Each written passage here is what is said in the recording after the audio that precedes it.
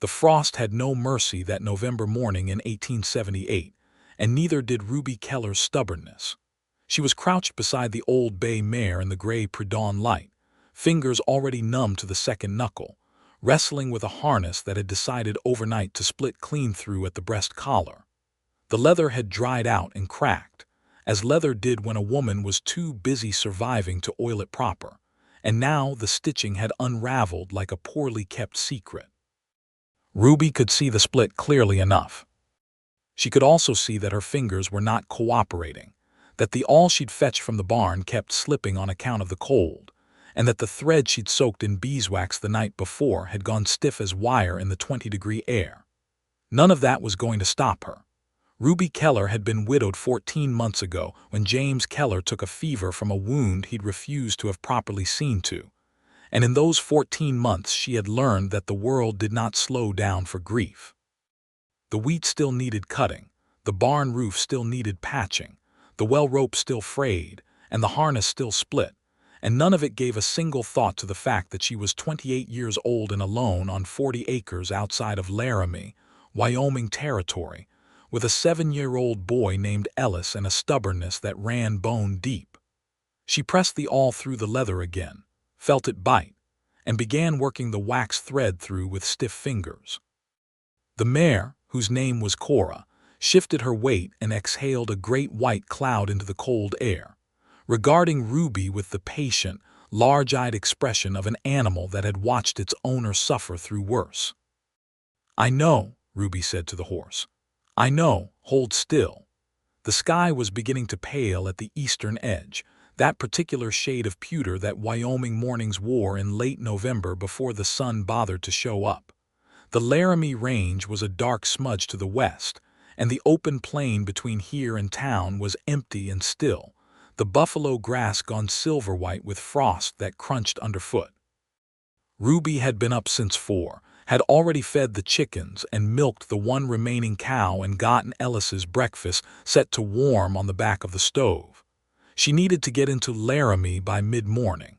She needed the harness fixed. And she needed her fingers to stop feeling like sticks of frozen wood. She was so focused on the second stitch that she did not hear the hoofbeats until they were close. Not the sound of a horse at full gallop, nothing alarming. Just the steady, unhurried clop of a big animal moving through frozen ground, coming down the trail that ran past her property line from the north. She looked up and saw him against the pale sky.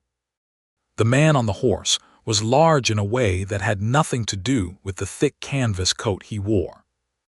The coat was open despite the cold, as though the temperature hadn't quite gotten the news to him yet, and beneath it she could see a flannel shirt stretched across shoulders that were built like a barn beam, broad and solid, and suggesting enormous strength held in easy reserve. He was riding a grulla horse, gray as smoke, that moved with the collected ease of an animal well-trained and well-fed.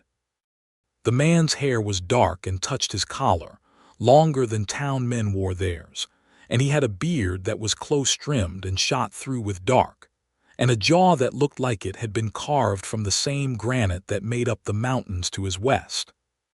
He wore his hat pushed back slightly, and even in the weak morning light Ruby could see that his eyes, when he turned them toward her, were an unusual shade. Gray-green, she would decide later, like a river running cold. He slowed the horse when he saw her. Ruby went back to her stitching. She was not interested in being looked at, and she was not interested in charity, and she had dealt with enough well-meaning men in the past 14 months to know that the next words out of a stranger's mouth were usually some version of "you need help with that, little lady," spoken in a tone that suggested he already planned to take over whether she answered yes or no. She heard him stop, heard leather creak as he swung down from the saddle with the fluid ease of a man who spent most of his life on horseback. "That breast collar's split all the way to the second stitch," he said. His voice was low and unhurried, the way a river sounds when it's running deep rather than fast. Not a town voice, a voice that came from country. "I am aware," Ruby said without looking up. "Cold like this, that thread's going to keep slipping. You need to warm the leather first." "I also know that." There was a pause. She heard him crouch beside her, not invading her space exactly, but close enough that she could sense the warmth coming off him, which was frankly remarkable given the temperature. "May I?" he asked. She looked up then because she had not expected him to ask. He was watching her with those gray-green eyes, and there was something in his expression that was neither pity nor condescension. It was something closer to respect, if she was reading it right, as though he had noted the quality of her work and was asking to build on it rather than redo it. "It'll take me another 20 minutes, she said, which was her way of saying go ahead if you're going to. He reached into the inside pocket of his coat and produced a small tin. He opened it to reveal a dark, soft paste, something he'd mixed himself, she guessed, and he pressed a small amount against the cracked leather and worked it in with his thumb in slow, firm circles. The leather darkened immediately, softened visibly, and when he took the awl from her hands with a brief and businesslike movement, the tool went through clean as a knife through butter. His hands were enormous, she noticed.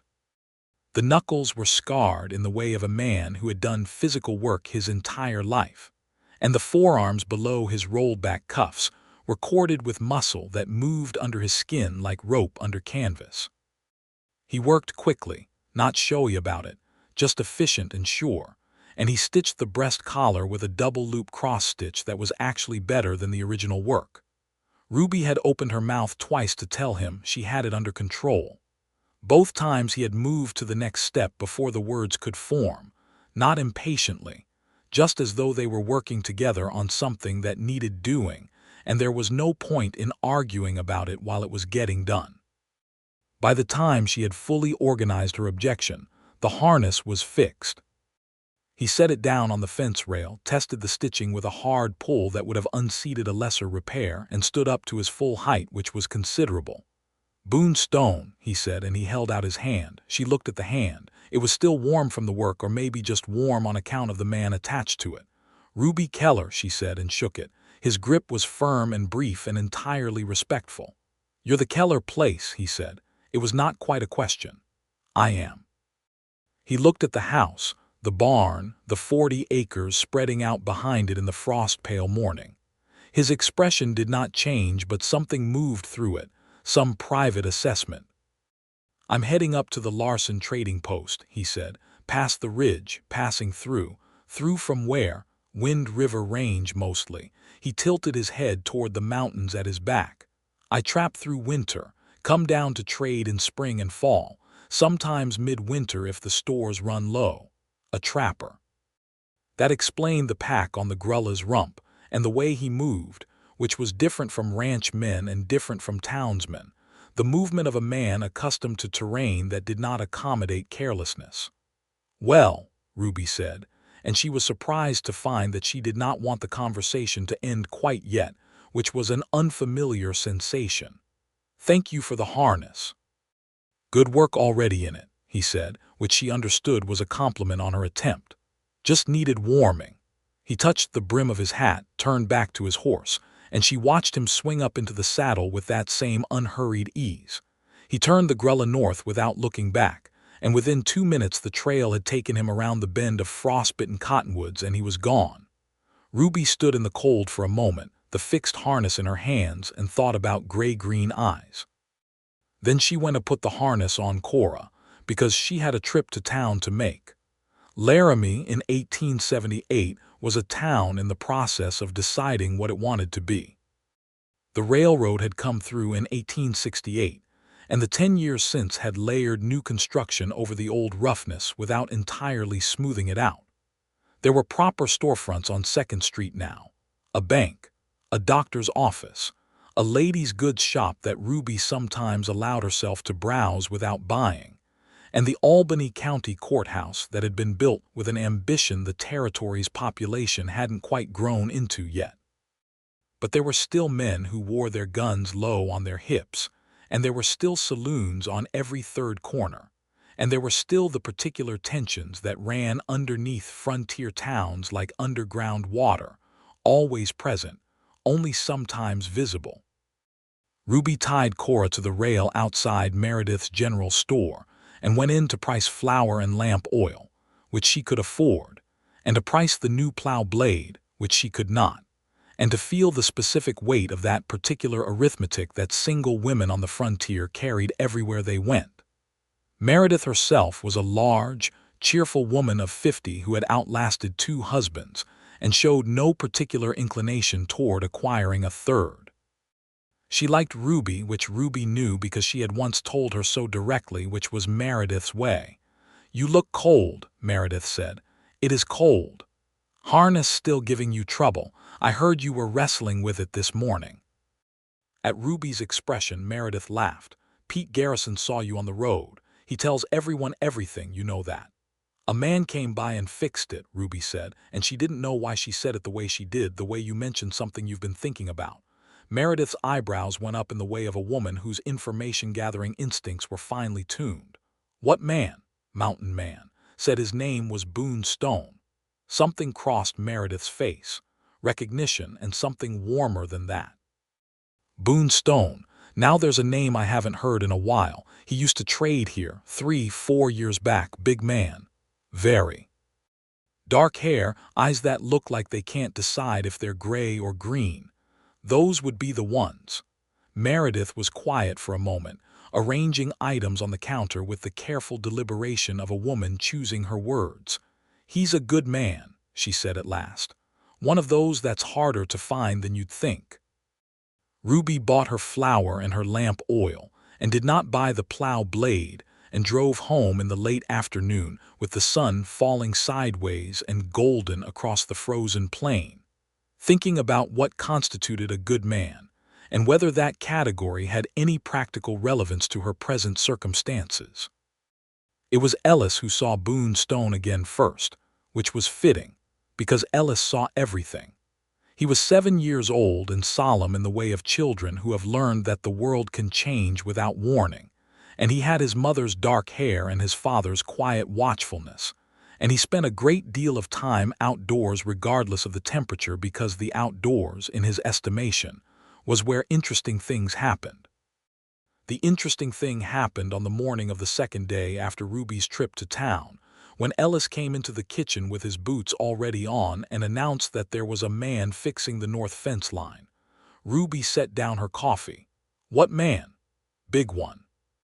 Has a gray horse." She was outside in 30 seconds, her coat thrown over her nightgown, her boots half-laced, and she came around the north side of the barn to find Boone Stone crouched at the corner post of the north pasture fence, which had been leaning at a 10-degree angle since September when the frost had heaved the post out of the ground, and she had not had the time or the muscle to set it right. He had already dug out around the base of the post, had straightened it, and was packing the frozen ground back in with a rock the size of her head that he was using as a tamper. "You cannot keep doing this," she said. He looked up. In the morning light she could see his face more clearly than she had in the pre-dawn of 2 days ago, and the assessment she'd begun then she now completed. He was perhaps 33 or 34, she guessed, with the weathered skin of a man who lived outdoors and the particular steadiness in his face that came from spending a great deal of time alone. He was not handsome in the practiced way of men who knew they were handsome. He was handsome the way mountains were handsome, by virtue of a structure that did not require anyone's agreement.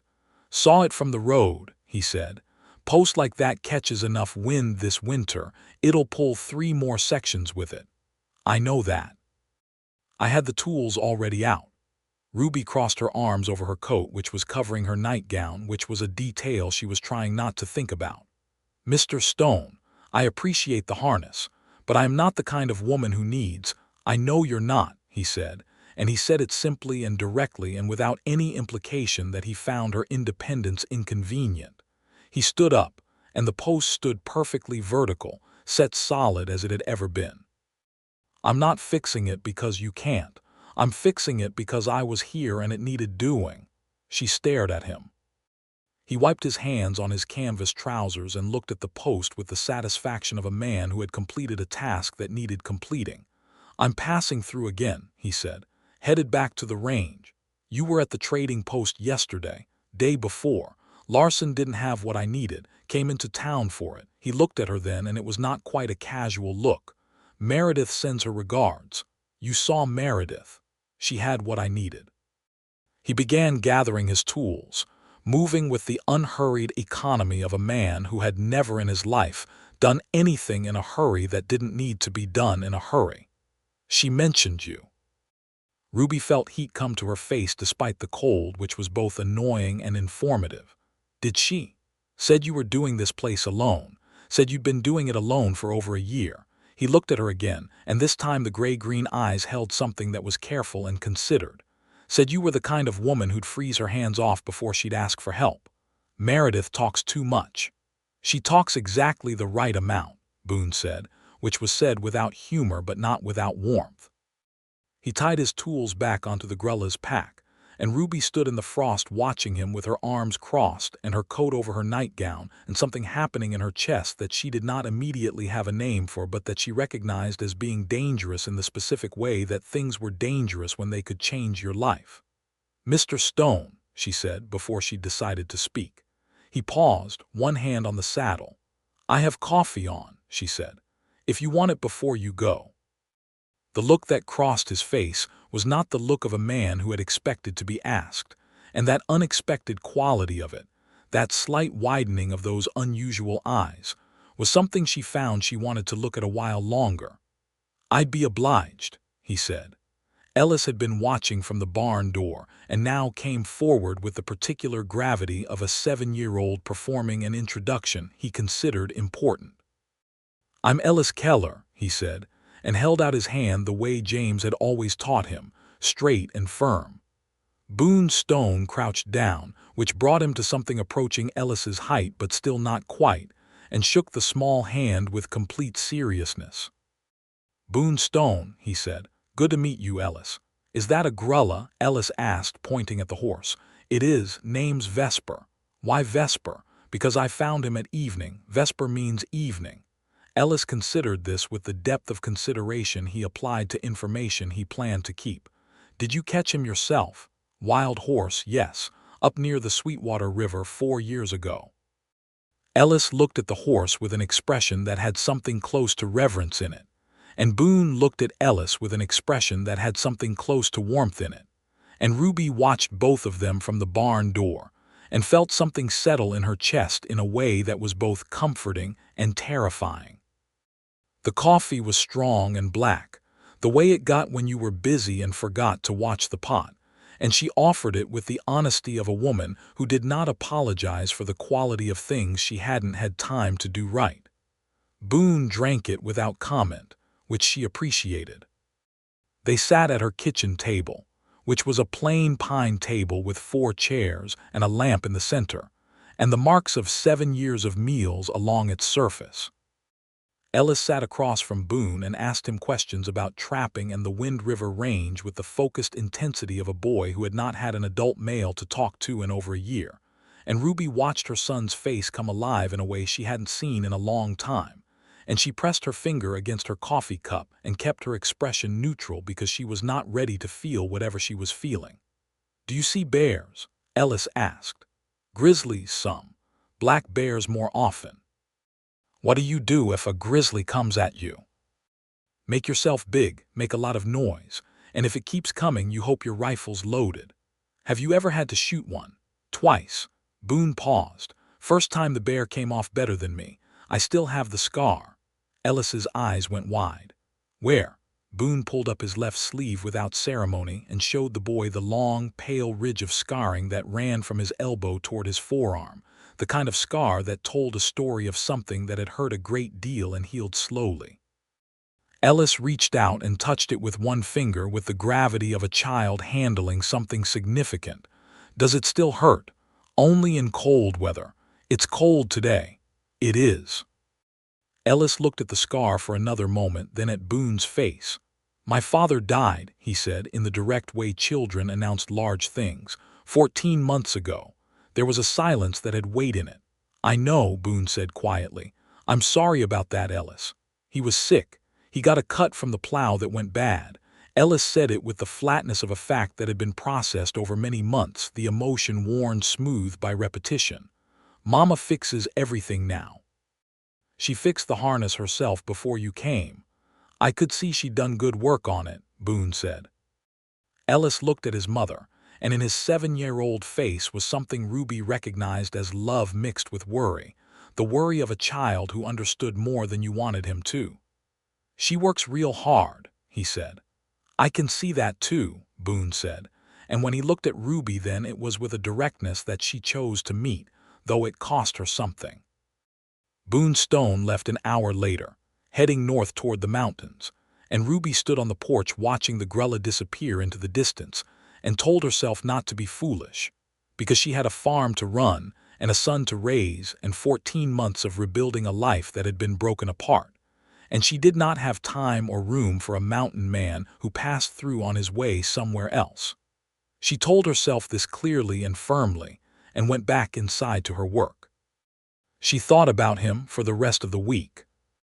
It was Meredith who told her that Boone Stone had bought the old Ferris cabin plot at the base of the ridge, 3 miles north of Ruby's property, on a Thursday afternoon when Ruby had come into town for the plow blade she had finally decided she could not do without.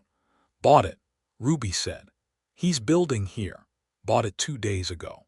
Meredith was not even pretending to be casual about the pleasure she was taking in delivering this information. "Larson told me. Boone's been wintering in a tent camp up in the range for 6 years. He told Larson he'd decided it was time to have a base." "He didn't mention that," Ruby said. "Did you give him the opportunity to mention it?" Ruby thought about the kitchen table and the coffee and Ellis's questions, and the way the conversation had moved with an ease that she had not expected and that she had been trying not to think about. "He's still going to trap," Meredith said. "Up in the mountains in the winter, but he'll have a place to come back to." "That's his business," Ruby said. "Indeed it is," said Meredith, in the tone of a woman who knew exactly how relevant something was to the person she was telling. Ruby bought her plow blade and drove home in the gathering dusk and thought about the Ferris plot, which she knew was good land, well-watered, backed against the ridge with a natural windbreak of pine and spruce that would be worth its weight in cold weather. It was good thinking on his part, she noted. Practical. The kind of decision a man made when he was thinking about staying. The first snowfall of real consequence came in early December, and it came in earnest, the kind of Wyoming snow that didn't ask permission. 17 inches in 2 days with wind that scoured the plain and packed the drifts up against anything that stood still long enough. Ruby spent both days keeping the animals clear, and the paths open, and the house warm. And on the second day she discovered that the stovepipe had developed a crack and was leaking smoke into the kitchen in a thin but persistent way that was going to become a serious problem by nightfall. She climbed up on the roof to look at it herself, which was not wise in icy conditions, but which was what needed doing. She was 3/4 up the roof ladder when she heard the hoofbeats. She looked down to find Boone Stone pulling up on Vesper, his coat dusted with snow, looking up at her with an expression that was carefully controlled, but in which she could detect alarm. "Get off the roof," he said. "I need to see the flue. You'll see the inside of a snowbank in a moment, the ladder's icing." "I can see that. Ruby." He said her name for the first time, and the way he said it, low and even, with the full attention of a man who was not going to raise his voice but was nonetheless entirely serious, made her stop moving. "Please come down." She came down, because the ladder was icing and she was not actually irrational, and because the way he'd said her name had done something to her balance that had nothing to do with the ice. He was off the horse and holding the ladder before she'd cleared the second rung from the bottom, and when her feet hit the ground he was close enough that she could feel the warmth coming off him again, that remarkable warmth, like standing near a fireplace that happened to be a man. "The flue's cracked," she said. "I need to seal it before the smoke gets worse." "I have pitch," he said. He was already looking up at the roof line, reading the situation the way she'd seen him read the harness and the fence post, with the practical attention of a man who saw problems as things to be solved. "I'll go up." "You don't have to. The pitch is in my pack." He went a Vesper and began unstrapping the pack with those large, sure hands. "I carry it for the cabin. Same problem, different stovepipe." She watched him, You're building the cabin, framing's up. I'll finish the interior when the weather breaks. He found the pitch tin and looked at her. I heard you'd need the stovepipe done. Pete Garrison mentioned it in town. Pete Garrison mentions everything, Ruby said, and it came out with a wryness that surprised a brief smile out of Boone Stone, which she discovered was a smile worth seeing. Not a wide smile, but genuine, changing the whole composition of his face. He does, Boone agreed. He went up the roof with the ladder and the pitch and a roll of cloth he'd also pulled from the pack, and he worked in the snow and cold with a steadiness that she found herself watching from the yard, his big frame moving carefully along the roof ridge, his hands working the pitch with the confidence of a man who had done this before. Ellis came outside and stood beside her without being invited and watched alongside her.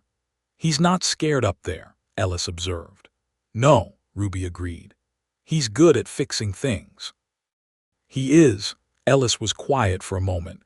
He had his father's quality of silence, the kind that contained thoughts rather than absent them. "Do you like him, Mama?" Ruby looked at her son. He was looking up at the roof with that clear-eyed 7-year-old directness that went straight past whatever defenses adults assembled for themselves. "I don't know him well enough yet," she said, which was honest. "I like him," Ellis said. "He talks to me like I'm a person." Which was, Ruby thought, exactly the right thing to say about Boone Stone. He came down off the roof and reported that the seal would hold through the winter and that she'd want to replace the section of pipe in the spring. He stayed for supper because Ellis asked him to stay for supper in a tone that had no manipulation in it whatsoever. Just the direct invitation of a child who wanted something and saw no reason to be indirect about it. And Ruby found she seconded the invitation with less reluctance than she would have expected of herself. She made salt pork and beans and cornbread, which was plain food for company but was what she had. And Boone ate it with the appreciation of a man who spent a significant portion of his life eating food he'd cooked himself over a fire, which she suspected was not better than salt pork and beans and cornbread. After supper, Ellis fell asleep at the table, which he would never admit to doing but which he did with some regularity, and Boone carried him to bed without being asked, with the ease of a man who had held things that needed to be held carefully, and Ruby followed and watched him set her son down on the narrow bed and pull the quilt up.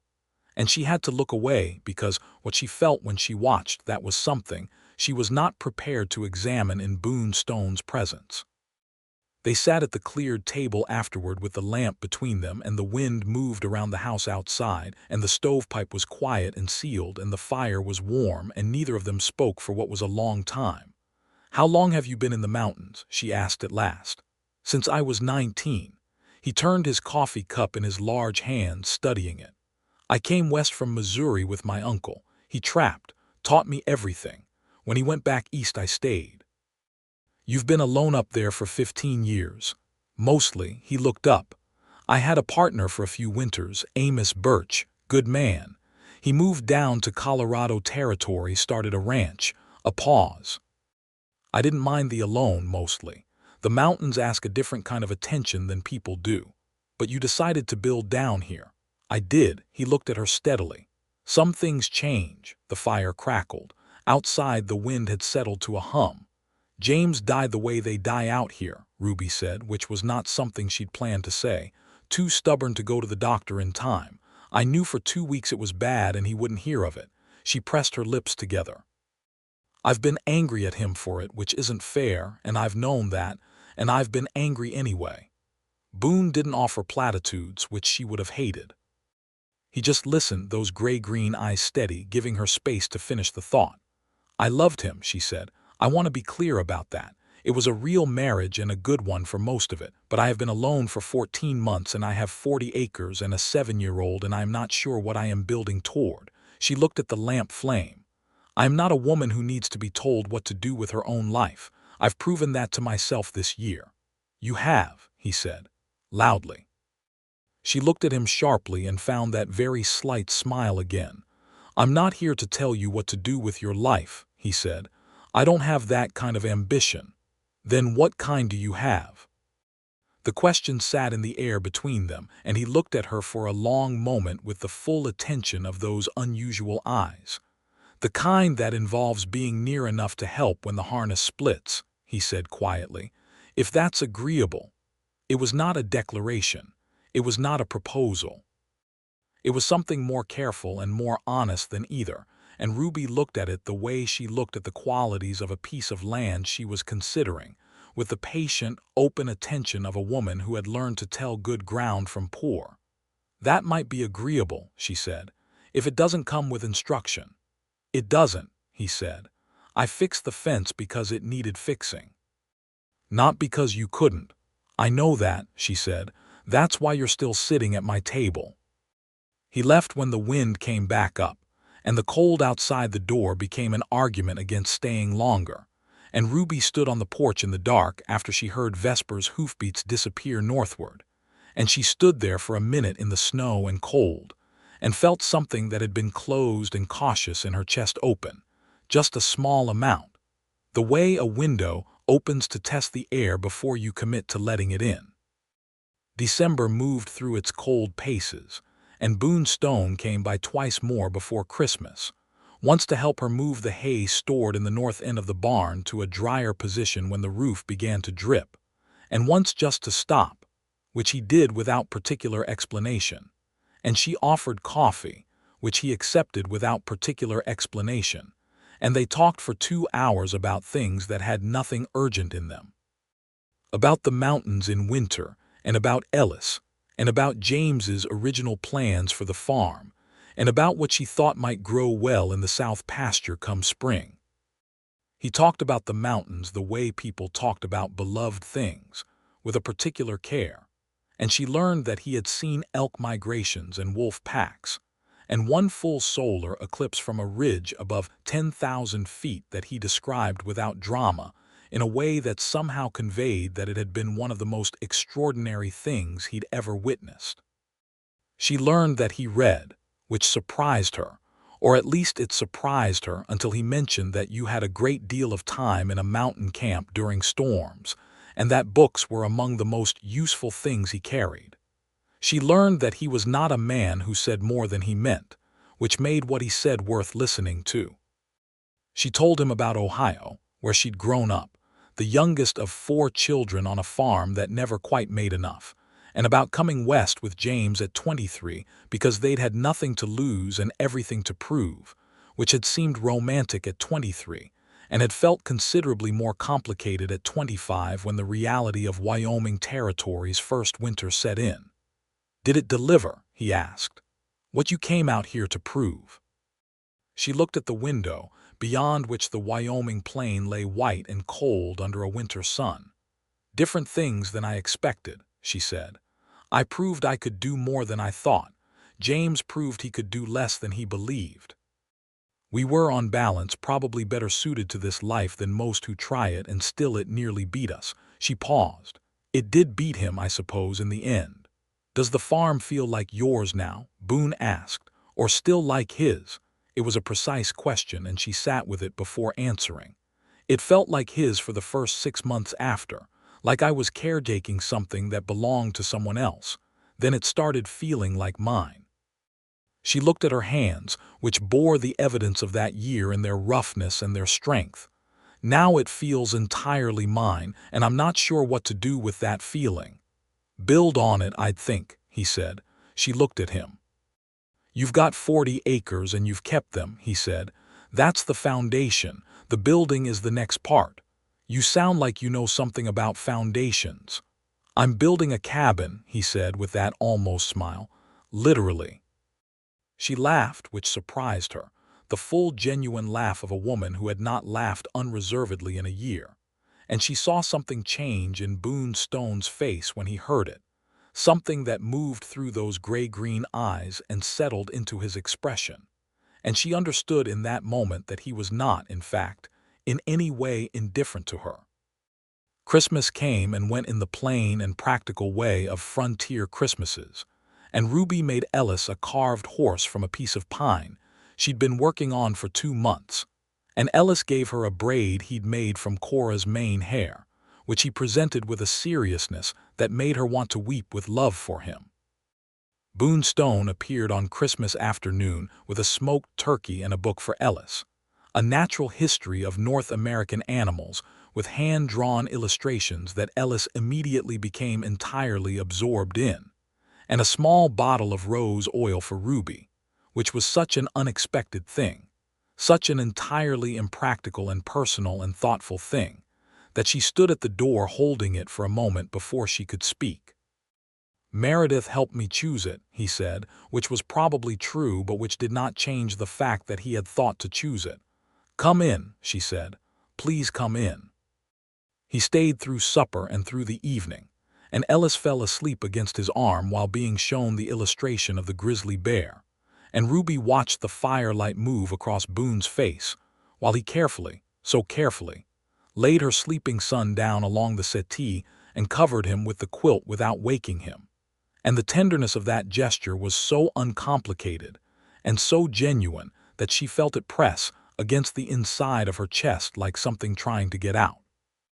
They sat on the porch afterward in the cold because the house felt too small to contain what had been growing in it all evening, and the stars over Wyoming were extraordinary in December, the Milky Way a full white river across the sky, and they sat side by side on the porch bench and looked at it together. "My uncle used to say that the stars are what you look at when you need to remember that time is long," Boone said. "That whatever is pressing on you is just a season." "Is that what you told yourself up there alone?" "Sometimes." He looked at the sky. "Sometimes I just looked because it was beautiful." She looked at his profile against the star-bright sky, the strong line of his jaw, the darkness of his hair against his collar, the breadth of him. "Boone," she said. He turned. She leaned forward and kissed him, because she had made decisions on this farm for 14 months without consultation, and this was a decision she was also making herself, and she felt him go very still for a half-second before he kissed her back, steady and warm and entirely present, one large hand coming up to her jaw with a gentleness that was more devastating than any passionate gesture could have been. When she sat back, the stars were still there. The farm was still there. Everything was exactly where it had been before she leaned forward, and also entirely different. "I should tell you," he said, his voice lower than usual, "that I came down from the mountains to build a cabin, and I told myself it was because I needed a base and because 15 years was long enough to be entirely without roots." "And," she said, "and that was true," he said, "and there was also another reason." She waited. "I passed your farm 3 times in the years before this one," he said. "On the way to the trading post and back. I saw your husband working the south pasture the first 2 times. Third time I came through, you were alone in the yard with your boy, and I could see from the road that something had changed." He looked at her directly. "I didn't stop because I didn't have standing to stop. I kept going, and I thought about what I'd seen for 2 months up in the mountains." He paused. "I came back in November on the same trail deliberately. You did not stop to offer to help. No, you'd have said no." "I would have," she agreed, "but the harness made you necessary." "The harness made me useful," he said. "I believe that was your word." She turned this over in her mind, this knowledge that he had been thinking about her since before they'd met, that he had been working up to something with the patience and deliberation he brought to everything. "You're a careful man," she said. "I've had a lot of time to think," he said. "I try to use it." She reached over and took his hand in the cold, which was forward of her, and she knew it, and she found she did not care in the least, and his hand wrapped around hers with an assurance that made her feel, for the first time in 14 months, as though she was not entirely alone in holding things together. January was the hardest month on the Wyoming plain, and Boone's cabin was not yet finished, and he made do with a tent camp at the Ferris site with a good stove and enough wood, which he said was no worse than what he'd been doing for 15 winters, and which Ruby found insufficient consolation on the nights when the temperature dropped to 20 below and the wind made the porch boards groan. She sent Ellis with cornbread twice a week, which was a transparent excuse, and both she and Boone understood it as such. And Ellis understood it as a mission of great importance, and carried the cornbread with the gravity of a diplomatic envoy. On the days Boone came to help with the farm, which was not every day but was regular enough to be noticed by the people of the surrounding area who made it their occupation to notice things, he worked with the enormous competence of a man who knew livestock and land and tools, and he worked at her direction, which was a thing she had established early and which he respected entirely. She would tell him what needed doing and he would do it, or he would say he thought there might be a better way and explain why, and they would discuss it, and sometimes she took his suggestion and sometimes she didn't, and he never made it a matter of contention. The day in late January when the south pasture fence came down in a wind that had carried ice in it since morning, and they spent 4 hours in it together, shoulder to shoulder, setting posts and stringing wire in wind that cut like a blade, Ruby understood in her body what she had been understanding in her mind since Christmas. The cold didn't seem as cold when he was beside her. Not because he was fixing it, but because he was there, equally present in the difficulty, not apologizing for it and not asking her to be less in it than she was. At the end of those 4 hours, her hands stopped working properly. The cold had finally won on the hands, even inside her gloves, and she stood looking at the last section of wire and not being able to grip the pliers. And Boone took the pliers from her without comment and finished the section, and then took both her hands in both of his and held them against his chest inside his coat, which was warm as a furnace, and stood there in the February wind holding her cold hands against his chest until the feeling came back into her fingers. And neither of them said anything, and the wind moved around them, and she leaned her forehead against his chest and stood in his warmth and felt, with a clarity that was unexpected and complete, that this was where she wanted to be. "Boone," she said, her voice muffled against his coat. "Yes. I am going to need to say something, and I am going to need you to listen before you respond."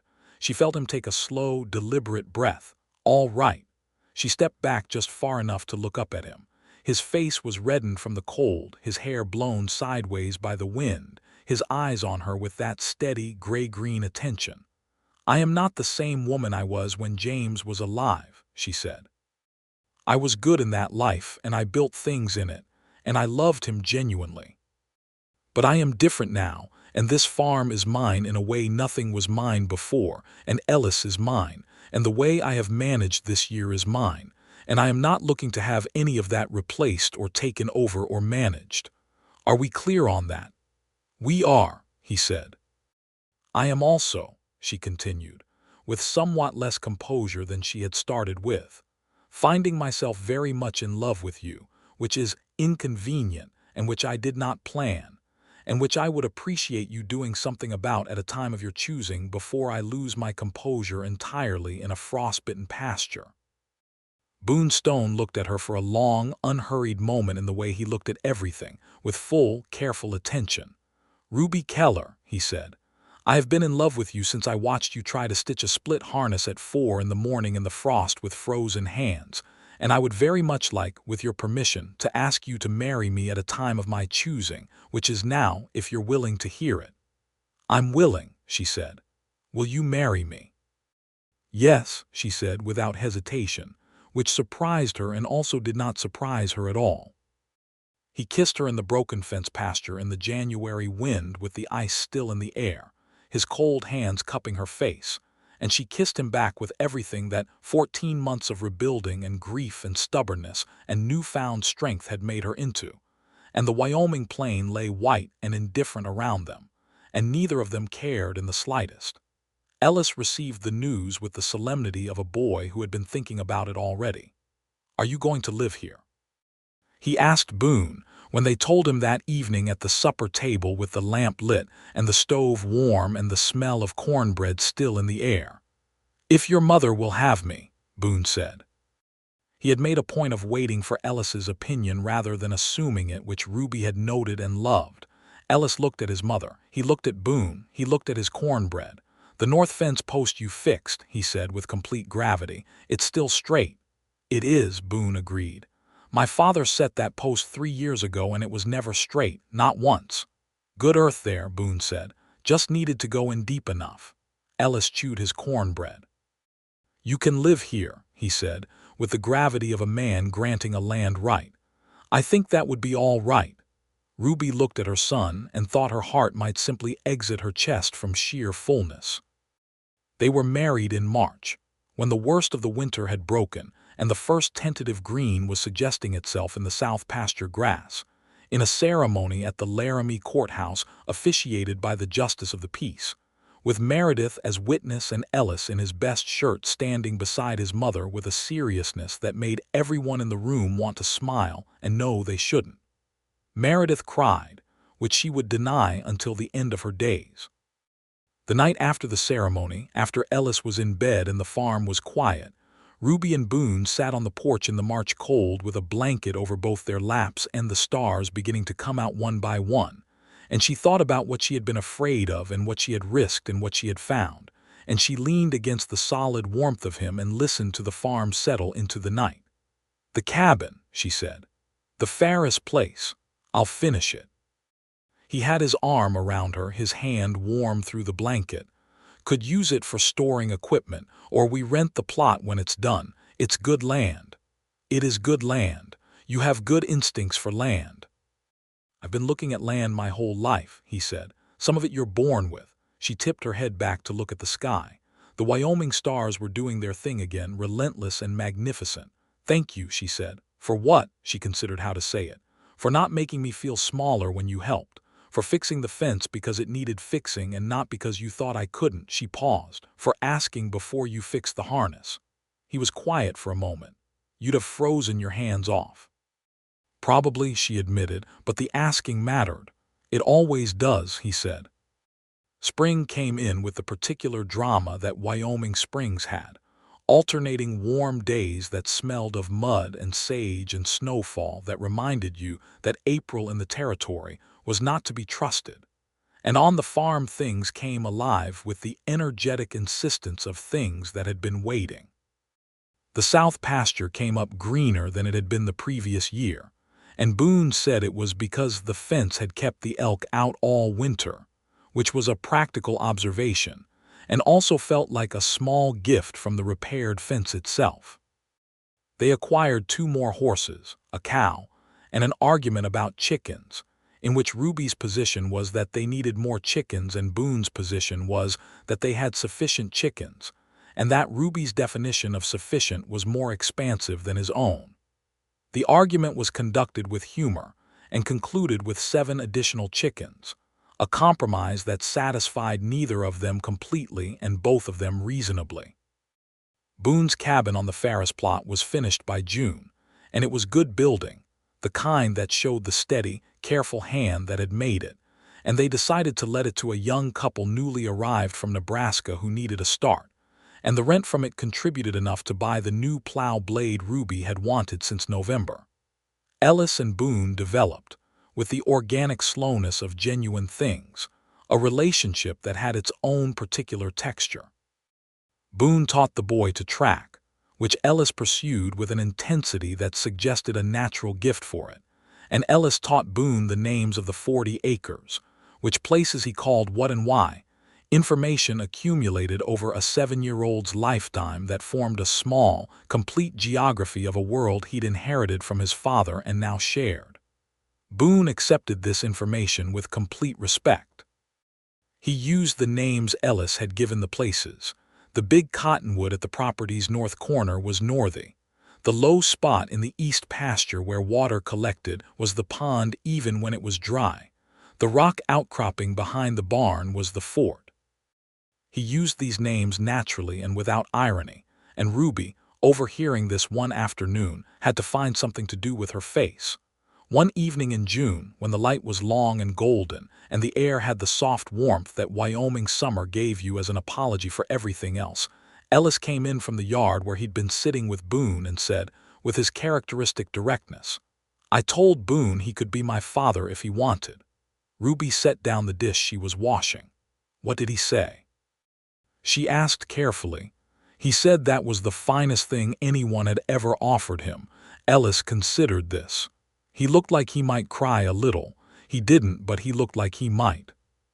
She picked up the dish again and finished washing it and said, "That's good, Ellis," in a voice that she worked hard to keep steady. And when Boone came in 5 minutes later, she caught his eye across the kitchen, and he looked at her with those gray-green eyes. And what was in them was something so open and genuine and unguarded that it took her breath in the way the Wyoming wind sometimes did. Not painfully, but completely. Summer on the farm was its own kind of labor, the kind that started before light and ended after dark, and filled every hour between with things that needed doing and things that had to be planned. And they moved through it together with the rhythm they'd built through the winter and spring. She knowing the land and its specific temperament, he knowing the broader skills of the frontier, and between them the 40 acres ran better than it had at any point in its history. She found that she liked having him there. Not needed precisely, the way you need a tool you don't have, but appreciated, the way you appreciate a good partner who brings capabilities you don't have while respecting the ones you do. He did not manage her, did not second-guess her decisions about the farm, did not suggest she was wrong when she wasn't, and only suggested it honestly when he thought she was. She was wrong sometimes. She told him so when she discovered it. He was wrong sometimes. He told her so with the matter-of-fact directness of a man who had no ego tied to being correct. It was, she thought on more than one occasion, the most honest relationship she'd ever had with another adult. In August she discovered she was pregnant, which she had been hoping for with more intensity than she'd admitted to herself, and with more anxiety about how to feel than she'd expected, because this was new territory in a way that even the first year alone hadn't been. She told him on the porch again, because the porch had become the place where the significant things were said, and he went very still in the way he went still when something mattered a great deal to him. Then he reached over and took her hand, the same way she had taken his hand on the porch in January, and held it and said, "Ruby," in the voice he used for things that were important to him, the voice that was quieter than his regular voice and that she had come to understand was the sound of something that had moved deeply in him. "Are you happy?" she asked. "I am trying to hold still enough to believe it," he said. She laughed and leaned into him, and he put his arm around her, and they sat in the August dark with the fireflies going about their business in the pasture grass. And she thought about the frost of November, and the harness, and the man on the gray horse against the pale morning sky. And she thought that the best things in her life had arrived without announcement, and asked only that she be paying attention when they came. The baby arrived in late April, when the south pasture grass was coming up for the third time under their joint management, and the plow blade was set and ready for the season. He was born on a Wednesday morning after a labor that was fast and intense, and managed by the Laramie midwife, a capable and opinionated woman named Mrs. Calloway who had opinions about nearly everything, and who got along excellently with Ruby on the basis of mutual recognition. He was a boy, pink and wrathful, and equipped with a pair of lungs that made the windows seem like they might loosen in their frames. And Boone Stone, who had spent 15 winters alone in the mountains and had faced grizzly bears and early blizzards and one wolf pack that had been closer than comfortable, stood at the bedside and looked at his newborn son with an expression that was entirely undone, entirely unguarded, like a man who has come to the edge of something vast and found he is not afraid. "James Boone Stone," Ruby said from the pillow, watching her husband's face. "If you agree," he looked at her. "James for your first father," she said, "Boone for his second. Ruby." His voice had gone rough in the way it did when things moved through him that were too large for ordinary words. "Yes." Ellis came in and looked at his brother with the concentrated, assessing look of a boy doing a thorough evaluation. "He's very loud," Ellis said. "He is," Boone agreed. "Was I loud?" "I expect so," Ruby said. "You've always had opinions." Ellis considered the baby, who had stopped crying and was now looking at the world with the unfocused, philosophical expression of the newborn. "James," Ellis said, testing the name, "then I'll teach him to track." "Not until he can walk," Ruby said. "Obviously," Ellis said. with the patience of an 8-year-old correcting an unreasonable adult. Boone looked at Ruby over Ellis's head, and the look that passed between them was the look of parents who are sharing the absurdity and the wonder of a moment too large to be held seriously. And she saw him almost laugh and knew she was almost laughing herself. The year James Boone Stone was born was also the year Boone's trapping in the mountains came to a natural close. He had spent 16 winters up there by then, and the territory was changing. The fur market had shifted, and the mountains themselves were becoming less isolated as more people moved west. He had said, over the winter before James arrived, that he had been thinking about it, that what he wanted to do with the land and skills he had was to raise horses. The Grulla Vesper was an excellent example of what could be done with the right foundation stock, and there was a market for well-trained horses on the Wyoming plain that was only going to grow. Boone had the eye for horses that Ruby had the eye for land, and together, she thought, they had a complete assessment. They added a proper horse pasture to the east of the existing property line in the summer of James's first year, purchased 2 mares of good stock, and within 2 years Vesper had done his part, and the Stone horse operation had its first foals and its first solid reputation among the ranchers and settlers of the Laramie Valley. Ellis, who was 10 by this point, was already demonstrating that he had inherited from Boone a precise and patient gift, with horses that went beyond anything Ruby had seen in a boy his age. He could read a horse's temperament in its movement before he'd spent an hour with it, could calm a nervous animal with a patience and steadiness that made the horses respond as though they trusted him on instinct. And Boone worked alongside him in the horse pasture with the focused attention of a man who had found not just a son but a student, which was a gift he was receiving as fully as he gave it. James grew into himself with the spectacular stubbornness that appeared to run in whatever strain of the blood he'd inherited from his mother, combined with a physical robustness that was entirely Boone, and by the time he was 2, he was following Ellis around the property with a determination that was equal parts admirable and exhausting. He was loud. He was emphatic. He had opinions about everything and a vocabulary that appeared to be expanding faster than anyone could keep up with. He was also, clearly and completely, loved from every direction. The autumn of 1882, when James was 2 and Ellis was 11, there was a drought that tested the valley's farmers hard, the grass coming up sparse and the water table dropping, and the uncertainty that the frontier always held in reserve pressing down on everyone who held land. Ruby and Boone sat with their accounts by lamplight more than once that fall, reading the numbers with the honest attention they gave everything. And it was a difficult season, but it was navigable, because the horse operation had diversified their income, and because the cabin on the Ferris plot was still leased, and because 2 people who were good at different things could find paths through difficulty that one person alone could not. One evening in October, with the harvest done and the horses brought into the winter pasture, and James asleep and Ellis reading, by the fire with the natural history book that was now several years old and still consulted regularly, Ruby and Boone sat at the kitchen table with the lamp between them the way they had sat 1,000 times before, and she was looking at the accounts and he was repairing a bridle, and the ordinariness of the moment was complete and deep and warm. And she looked up from the accounts and looked at him, the big brown hands working the leather, the dark hair a little longer than she kept suggesting he cut it, the gray-green eyes intent on the bridle. "I think this is what I came west for," she said. He looked up. "The accounts?"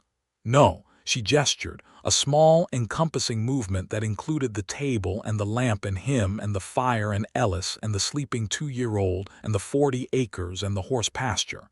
"This." He looked at her with the steadiness that had never changed in the 4 years she had known him. "I think this is what I came down from the mountains for," he said, which was the same statement from the other direction, which was how it worked, she thought, when 2 people came from different places and found the same thing. She reached across the table and touched his hand, the scarred knuckles, the warmth that still surprised her, and he turned his hand and held hers, and they sat that way in the lamplight while the Wyoming night moved around the house and Ellis turned a page and the fire settled and everything was exactly as it should be. In the spring of 1883, Ruby discovered she was pregnant again, and this time there was no anxiety about how to feel. She knew how to feel. She felt like a woman who had built something real and who was adding to it, and she told Boone on the porch in April with the first green of the season showing in the pasture and the mares heavy with foals of their own, and he laughed, which was one of the more expansive laughs she had ever heard from him, a full laugh that opened his whole face and that she thought she could live on. "Again," he said. "Again," she confirmed. He stood up and picked her up, which he could do without apparent effort, being what he was, and swung her once in the April sunshine. And she laughed too, startled and delighted, and he set her down and looked at her with all of it in his face, the love and the happiness and the life they had built together. And she thought of the frost and the harness and the gray morning, and the man on the gray horse who had stopped when he didn't have to. A small act of care. A small moment of being asked before being helped. A fixed harness and a cup of black coffee and a child who said he talks to me like I'm a person. And from those small things, 4 years and a family and 40 good acres, and a horse operation that was growing, and the knowledge that you were not alone in the world, not alone in the difficulty of it or the beauty of it or the long labor of building something worth keeping. The second child was a girl, born in November 1883 on a day when the first snow of the season was tapping against the windows, and the stove was warm, and Mrs. Calloway was again in attendance with her opinions and her excellent hands. She was born quieter than James had been, and she looked immediately and permanently like her father, the dark hair and the unusual eyes, gray-green from the first. And when Boone held her in those large hands for the first time, his face was the face of a man standing in a place he had never expected to stand and finding it more than he had thought anything could be. "Clara," Ruby said, watching him hold the baby. "If you agree." "Clara Stone," he said, the way he said things that mattered to him, quietly and with everything in it. Ellis, 12 now and possessed of a 12-year-old's elaborate casualness about the arrival of a second sibling, appeared in the doorway and looked at the baby with the practiced nonchalance of a boy pretending not to be affected and being entirely affected. "She's smaller than James was," he observed. "She is," Boone agreed. "She looks like you. So I'm told." Ellis came a step into the room and looked at his sister in his father's arms, and something moved across his 12-year-old face that was older than 12. A recognition of something, and he looked up at Boone, and Boone looked at him, and what passed between them was wordless and complete. "She's going to need someone to teach her," Ellis said. "She is," Boone said, "and I know who I'd trust with that." Ellis stood straighter in the way of a boy who has been given responsibility he was ready for and who knows it. "I'll start her on the horses when she's old enough," he said. "That would be good," Boone said. "She'll need patience." "I have patience," Ellis said. "You do," Ruby said from the pillow and meant it with everything she had. The years stacked up the way good years do, not without difficulty but with the through line of something solid in them, something built rather than happened. The horse operation grew to a reputation that reached beyond Laramie into the surrounding territories, and the 40 acres continued to produce, and the children grew up with the specific wildness and competence of children raised on land that asked things of them, and rewarded what they gave. Ellis became, by 16, one of the best horsemen in Albany County, a fact acknowledged by men twice his age without resentment because competence on the frontier was one of the few things that transcended age. James at 5 was loud and curious and brave in the way that kept his parents' hearts in their throats on a regular basis, and Clara at 2 was watching everything with those gray-green eyes and absorbing information at a rate that suggested she would be difficult to argue with in approximately 15 more years. Boone Stone, who had spent 15 years alone in the mountains and had come down one November morning and stopped at a woman's fence line, was a man who had found what he had not known to look for. He worked the land and the horses with the full force of what he was, which was still enormous and capable and steady, the dark hair going silver at the temples now, the gray-green eyes unchanged, the big hands as competent as they had ever been. And he came home in the evenings to a kitchen table and a lamp and a woman who was his equal and his counterpart and his love. And he was not a man who took any of it for granted. Ruby Keller Stone, who had come west at 23 with nothing to lose and everything to prove, and had proved considerably more than she'd intended, ran her farm and her household and her horse operation with the same directness and capability with which she'd crouched in the frost over a broken harness, and refused to let the cold stop her hands. She was 33 in the winter of 1883, and everything about her was more capable, more grounded, more fully herself, than she had been at 28 and 23, and she wore it naturally because she had earned every bit of it. One evening in December of that year, when the snow was on the ground and the fire was going, and Clara was asleep and James was nearly asleep, and Ellis was at the table with a saddle part he was repairing with the focused precision that he'd gotten from both of his parents, Boone came and sat beside Ruby on the settle and looked into the fire. "I want to tell you something," he said. She looked at him. "I passed this farm in the spring of 1875, the first time. I was 19 years old and I was 2 weeks out of Missouri, and I had no idea what I was going to do with my life. And I looked at this 40 acres and I thought, that's what it looks like when somebody is building something real. And I kept going because I didn't have standing to stop." He looked at her, and in the firelight his face was the face she had been looking at for 5 years and that she still found daily the most interesting face she knew. "I am glad I came back." "You came back for the trading post," she said. "I came back for the chance," he said. She reached over and took his hand, the scarred knuckles, the warmth. "Boone Stone," she said, "I am very glad the harness split."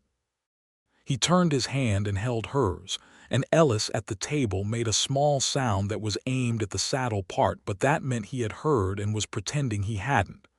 "Ellis," Ruby said. "Busy," said Ellis. "You can be busy and also glad," Ruby said. A pause. The fire settled.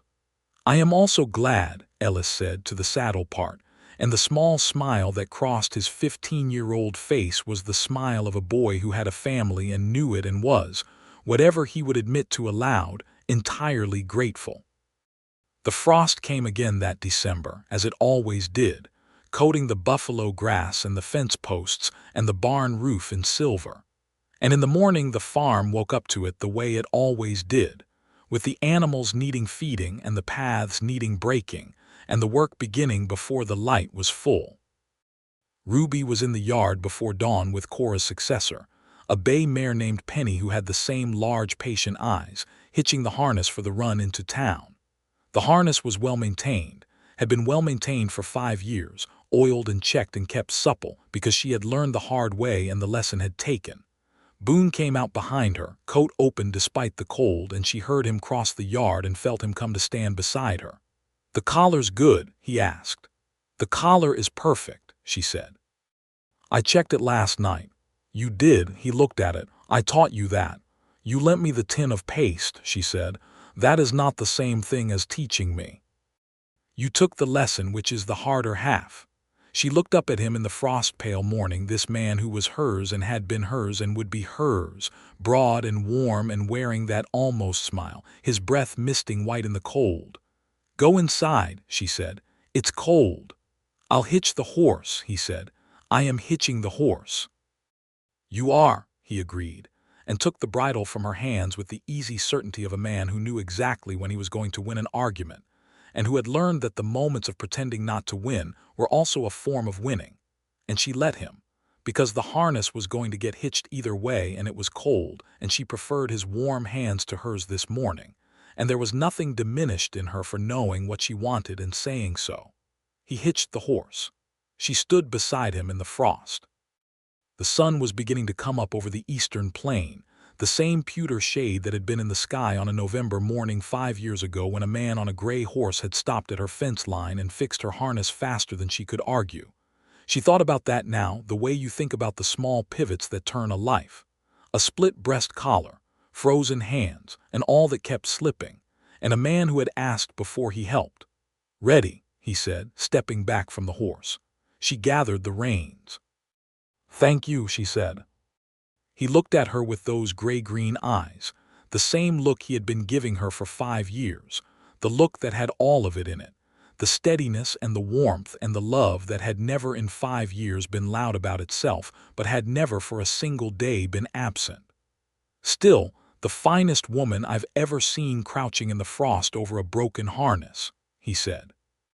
She laughed, the full genuine laugh, and gathered her coat, and drove out into the Wyoming morning. And behind her the farm came fully awake with the sounds of children and animals and work beginning. And Boone Stone stood at the gate and watched her go, the way he always watched her go, with the patience of a man who knew she was coming back, and the love of a man who would stand in the cold all morning to see it happen. The plain was silver and vast, and the sky was beginning to go gold at the edges, and Ruby Keller Stone drove into it with her reins steady in her hands and the harness holding perfect. And her life spread behind her and ahead of her in equal measure, built from stubbornness and frost, and a small act of care that had become everything.